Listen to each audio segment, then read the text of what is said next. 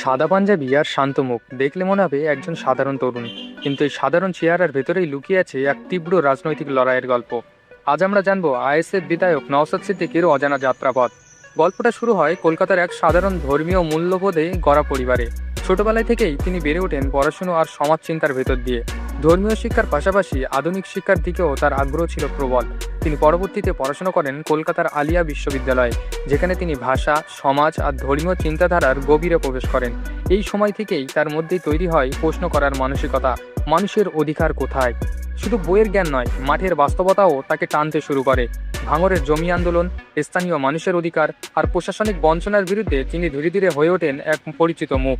2021 সাল ছিল তার জীবনের টার্নিং পয়েন্ট।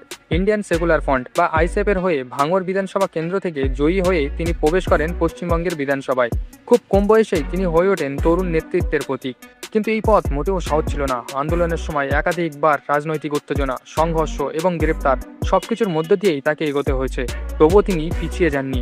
তার রাজনীতির কেন্দ্রবিন্দু ছিল একটাই, সাধারণ মানুষের অধিকার। জমি, শিক্ষা, নিরাপত্তা, এই প্রশ্নগুলোই তিনি বারবার সরব হয়েছেন বিধানসভা থেকে রাস্তায়। আজ নওশাদ সিদ্দিকী শুধু একজন বিধায়ক নন, বরং এক নতুন প্রজন্মের রাজনৈতিক কণ্ঠস্বর। তিনি বিশ্বাস করেন পরিবর্তন শুরু হয় নিজ থেকে, সাধারণ মানুষের ভিতর থেকে। এই গল্প কি আপনার কাছে একজন তরুণ নেতার উত্থান, নাকি বাংলা রাজনীতিতে এক নতুন ধারার সূচনা? কমেন্টে জানান।